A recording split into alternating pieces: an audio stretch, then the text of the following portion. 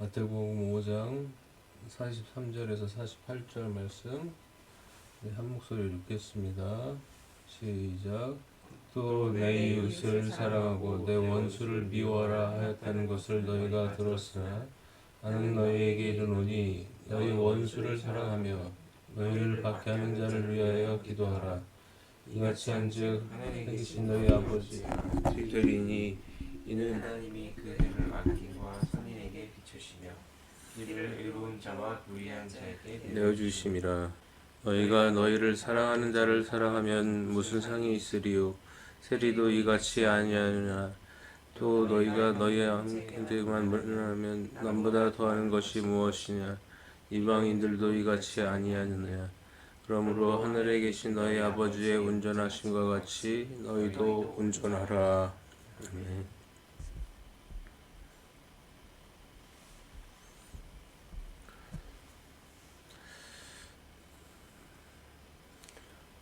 오늘은 어떤 하나의 단락에 마무리를 짓는 그런 말씀입니다. 그러니까 우리가 이제 뭐 산상설교의 8법부터 시작해서 여러 가지 이제 무엇을 들었으나 나는 너에게 이렇게 얘기한다. 이것에 이렇게 이제 그걸 반제라고 표현을 하는데, 반제가 이제 6가지의 반제가 있었고, 그리고 그것을 이제 마무리 짓는 6번째 반제와 또 대명제, 이렇게 이제 내용들로 오늘 구성이 되어 있습니다. 예수님은 이웃을 사랑하고 원수를 미워하라는 말씀을 원수를 사랑하고 너희를 박해하는 자를 위해 기도하라라고 설명하십니다. 사실상 이건 어려움을 넘어서 실천 불가능한 말씀입니다. 위에서 뭐뭐하라는 말씀을 들었으나 뭐뭐하라는 말씀들도 다 실천하기 어려웠지만 원수를 사랑하라, 나를 박해하는 자를 위해 기도하라 라는 말씀은 도저히 받아들일 수 없는 말씀입니다. 원수가 왜 원수이겠습니까? 정상적인 사고와 합리적인 판단을 내려도 도저히 받아들일 수 없고 분명하게 틀린 말과 행동을 한 사람이 원수입니다. 내게 도저히 용서할 수 없는 잘못을 한 사람입니다. 가족을 죽인 사람일 수도 있습니다. 일생을 모은 재산을 빼앗아간 사람일 수도 있습니다. 나를 모함하여 일평생 쌓은 명성을 무너지게 하는 사람일 수도 있습니다. 일생을 걸어서라도 반드시 복수를 해줘야 되는 사람을 원수라고 우리는 말합니다. 그런데 예수님은 왜 원수를 사랑하고 박해하는 자를 위해 기도하라고 말씀하십니까? 그 말씀의 근거는 무엇입니까? 하늘에 계신 너희 아버지의 아들이 될 것이다 라고 말씀하신 것이 근거입니다. 우리는 통상적으로 하나님 아버지라고 부르면서 기도를 시작하죠. 그러나 구약에서는 감히 하나님을 아버지라 부르지 못했어요. 그러니까 하나님 아버지라는 말이 아예 없어요. 그 위대한 모세도 다윗도 선지자들도 하나님을 크고 두려운 존재로 알고 경외했습니다. 하나님과 아버지는 등치되는 개념이 아니에요. 하나님은 천지를 창조하시고 지금껏 세상을 통치하시는 큰 분이자 우리가 하나님께 불의를 행하면 무서운 심판을 내리시는 공의의 하나님으로 알았습니다. 그러나 예수님은 하나님을 너희 아버지라고 부르고 있는 것입니다. 이 한마디 말은 그 자체로 엄청난 사건이에요. 그런데 이 엄청나고 대단한 사건, 즉 하나님 아버지의 아들이 된다는 것은 바로 위의 전제 조건인 원수를 사랑하고 박해하는 자를 위해서 기도해야 가능한 것입니다. 물론 하나님의 아들이 된다는 것은 아버지 하나님의 권세와 능력과 지혜와 부와 존귀함을 유산으로 물려받을 수 있는 권리가 있는 존재가 된다는 것을 의미합니다. 그러면 예수님이 이토록 영광스럽고 귀한 자격을 말씀하시면서 도저히 인간이라면 받아들일 수 없는 조건을 왜 말씀하실까요? 바로 하나님 아버지가 그렇게 하시기 때문입니다. 아들은 그 아버지의 사랑과 용서와 축복을 따라 실천해야 하는 것입니다. 그러면 하나님은 그 원수를 왜 사랑하고 용서하시고 축복하시는 것입니까? 바로 그들도 하나님이 만드셨기 때문이에요. 어떤 사람들은 하나님을 믿지 못하겠다는 이유로 하나님이 천지를 창조했고 인간을 창조했다면 어떤 인간을 구원하고 어떤 인간은 버려서 지옥에 떨어지게 할 수 있느냐? 라고 반문하면서 믿을 수 없다. 예수님 믿을 수 없다. 하나님 믿을 수 없다. 이렇게 반론합니다. 하나님은 그들도 사랑합니다. 동일하게 그들에게도 눈 두 개, 입 하나, 심장 하나 똑같이 만드셨어요. 그들에게도 동일하게 비를 내려주시고요. 해도 비추어 주십니다. 하나님은 그들을 사랑하십니다. 하나님에게는 우리가 아들 된 것처럼 그들도 사랑하는 피조물이자 십자가의 피로 구원받을 수 있는 자격을 준 동일한 인간입니다. 어찌 하나님이 그들을 사랑하지 않을 수 있겠습니까? 그들은 지옥 가기 위해 창조되었고 아들 될 자격이 없습니까?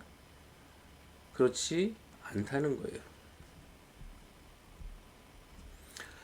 누가복음 15장에 보면 우리가 잘 아는 말씀이 나옵니다. 바로 한 아버지의 두 아들이 나오는데요.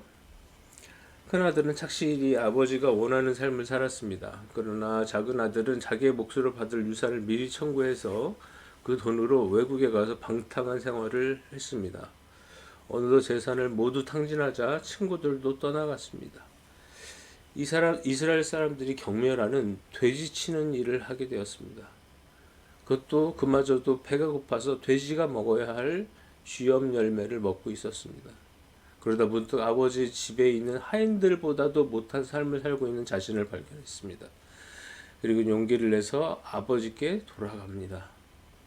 아버지는 이전에 아무 일도 없었던 듯이 예전의 아버지로 그리고 아들로 회복을 시킵니다.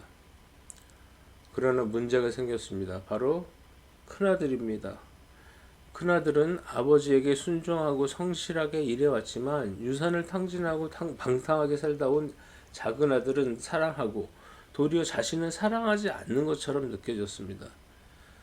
그때 아버지가 큰아들에게 오셔서 하시는 말씀이 내 재산이 너의 재산이고 이 작은아들은 죽었다가 살아났으며 잃었다가 얻었다. 그러니까 함께 기뻐하자라고 권하십니다. 우리가 잘 알듯이 이 말씀은 유대인에게 하신 말씀이에요. 유대인들은 선민이라는 자부심으로 하나님의 율법을 지키려고 노력해 왔습니다. 거룩하게 살고자 제사도 지냈습니다. 그런데 자신들의 권리와 이방인들의 권리를 동일하게 여기시는 것이 아닙니까? 자신들을 사랑하듯이 이방인들을 사랑하는 것이 아닙니까? 유대인들은 받아들일 수 없었습니다. 그렇죠. 그것이 맞죠. 그것이 정의고 합리적이고 공정한 판단입니다. 그러나 간과한 것이 있습니다. 바로 하나님은 유대인과 이방인 모두를 사랑하시는 아버지라는 것이에요. 그러면 큰아들인 유대인들에게 허랑방탕한 작은아들인 이방인을 바라볼 때 어떻게 봐야 한다고 말씀하십니까? 바로 하나님 아버지의 눈으로 바라보아야 한다고 말씀하십니다. 아버지의 심정을 이해하지도 공감하지도 못하는 사람은 아들이 아닙니다. 아버지의 눈으로 원수를 봐야 합니다. 박해하는 자들을 위해 하나님 아버지께 기도해야 합니다. 우리 마지막 구절을 한번 보겠습니다. 오늘 마지막 구절. 너희 아버지께서 완전하신 것 같이 너희도 완전하라.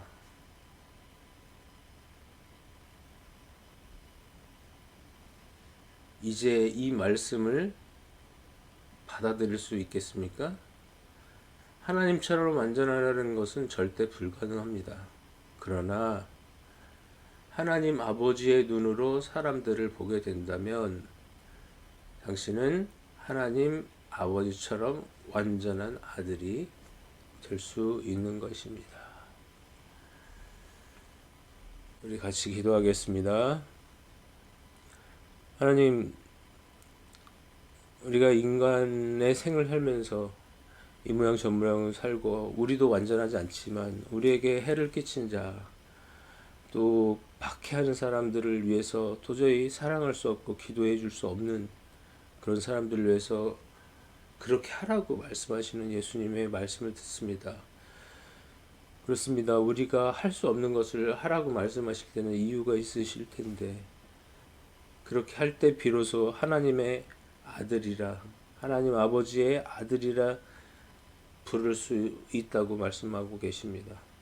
우리는 하나님의 아들이 되어야겠습니다. 그렇기 위해서는 하나님 아버지의 시각을 회복할 수 있도록 도와주시옵소서. 하나님께서 보시는 대로 우리도 볼 수 있도록 그 불쌍한 사람, 죽었다가 살아났고 잃었다가 얻은 그 사람을 위해 축복하며 기도할 수 있는 우리들이 되게 하여 주시옵소서. 그래서 완전하신 아버지와 완전하신 아들이 회복되는 시간 되게 하여 주시옵소서. 예수님의 이름으로 기도합니다. 아멘. 안녕하십니까, 김성문 목사입니다. 저는 목회자로 또 신학자로 30년을 살았습니다. 많은 성도들을 보았고 불신자들도 만나봤고 또 가난한 성도라고들 하죠. 교회를 다녔으나 이런저런 상처를 안고 교회를 떠나 계신 분들도 많이 만나봤습니다. 가장 가슴 아픈 것은 이단에 빠져 계신 분들입니다. 꼭 필요한 평신도 교육이 있었다면, 바르게 말씀을 대하는 방법을 알려주었더라면 이단들의 그 얄팍한 신학조차도 구분해내지 못하는 일은 없었을 것입니다. 그 죄는 저를 비롯한 목사들의 책임입니다. 그래서 지금이라도 교회 안의 성도들과 교회 밖의 성도들, 그리고 아직 복음을 알지 못한 분들에게 쉬우면서 정확한 성경을 함께 연구해 가면서 성장해 나가길 바랍니다.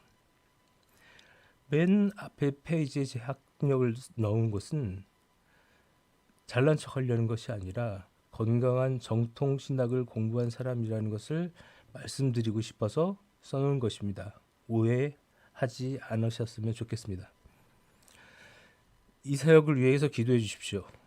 제가 지쳐 넘어지지 않도록, 또 성경을 바르게 보고 바르게 전할 수 있도록, 그래서 성도님들이 이 말씀을 가지고 힘을 얻고 기쁨을 회복할 수 있도록 기도 바랍니다. 또한 재정적 후원도 필요합니다.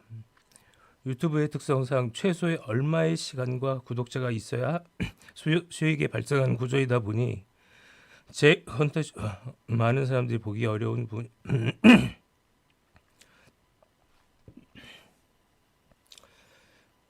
또한 재정적인 후원도 필요합니다.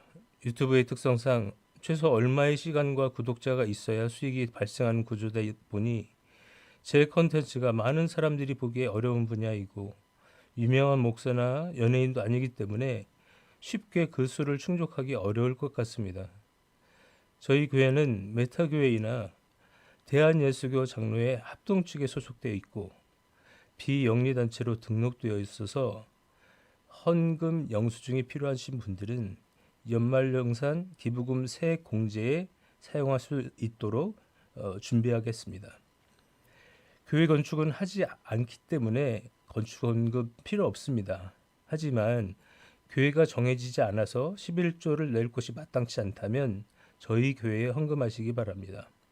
정해진 사례와 교회 운영에 필요한 금액을 제외한 헌금 전부를 해외나 국내의 선교 사역을 위해 사용하겠습니다. 지금은 마태복음을 공부하고 있지만 조만간 창세기 연구를 할 계획이며 그 다음에는 바울서신 이런 식으로 계속 진행해 나갈 계획입니다. 후원을 기다리고 있겠습니다. 감사합니다.